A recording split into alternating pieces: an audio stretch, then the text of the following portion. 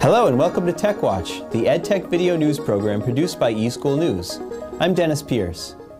The next generation of wireless internet products is expected to be available this summer, even though a final standard for the technology isn't due for at least another year, according to the Wi-Fi Alliance, a wireless industry trade group. The group announced on May 16th that it will begin certifying wireless routers and other so-called Draft N products in June.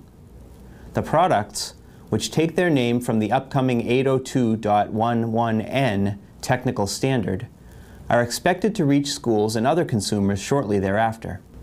The N version is expected to be about 5 times faster than the widely used G variety, reaching hypothetical data rates of up to 248 megabits per second. Draft N products also are said to offer better reach through walls and into dead spots, and will use multiple radios to send and receive data, making them better at handling large video files. Gear to handle N-level wireless connectivity already is being sold, but the Wi-Fi Alliance says certified Draft N equipment from different vendors is guaranteed to work together and to work with older certified Wi-Fi products, giving the devices an official stamp of approval. Even so, many school IT directors who spoke with eSchool News said they're holding off on investing in the devices until a final N standard is approved in 2008 or 2009. More EdTech news is straight ahead. This is the student who goes to the school that partnered with Dell,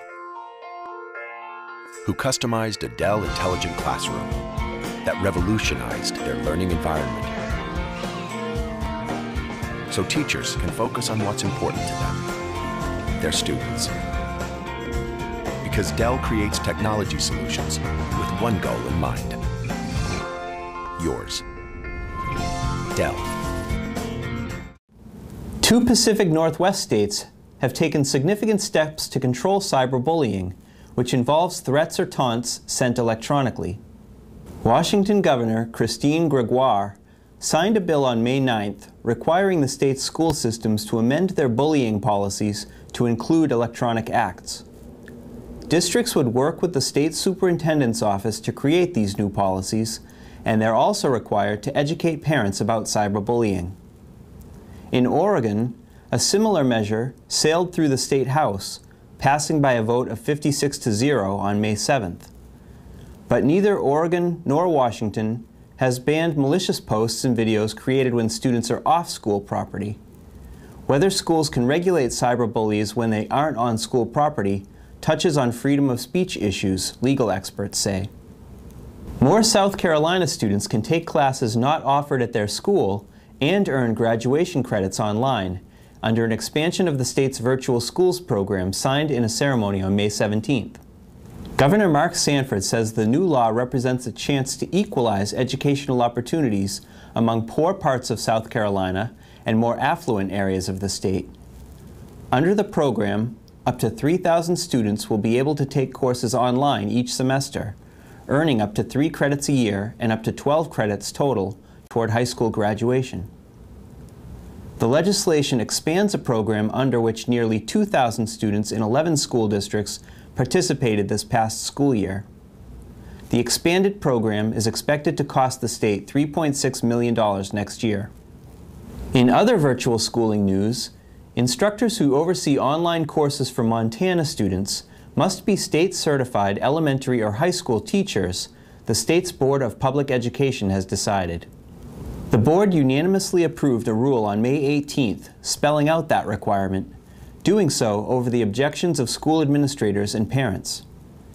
Backed by the State Teachers Union, the new rule requires that all distance education be supervised by a certified elementary or high school teacher endorsed in the discipline being taught.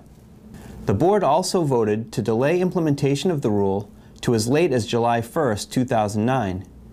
Board members said they wanted time to tweak the proposal and give the state legislature time to pay for it. There was no estimate of what it might cost to provide certified teachers in Montana school districts to oversee the online courses. South Dakota's Board of Regents is thinking of converting the state's public university campuses to laptop-tablet environments to keep pace with what's happening in the state's high schools, according to Regents Executive Director Tad Perry. Only Dakota State University is at that point right now, Perry said. With more elementary and high school students having access to laptops, he said, it occurred to the Regents that the state's colleges might not be preparing education students in the same fashion. Governor Mike Rounds started a program to provide $1 in state money for every $2 invested by local school districts toward the purchase of laptops for high school students. About 1/4 of the state's school districts and 9,600 students will be part of the laptop program this fall. eSN TV, your #1 source for video news and information from North America's leading EdTech publications, from the world's foremost EdTech website. The eSchool News Network, America's EdTech authority.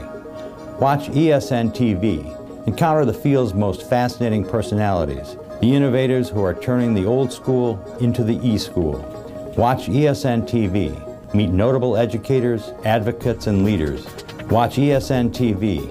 Get real-time coverage of EdTech's most important gatherings. Stay up to the minute. Get the EdTech news and information you need to succeed. Watch eSchool News TV.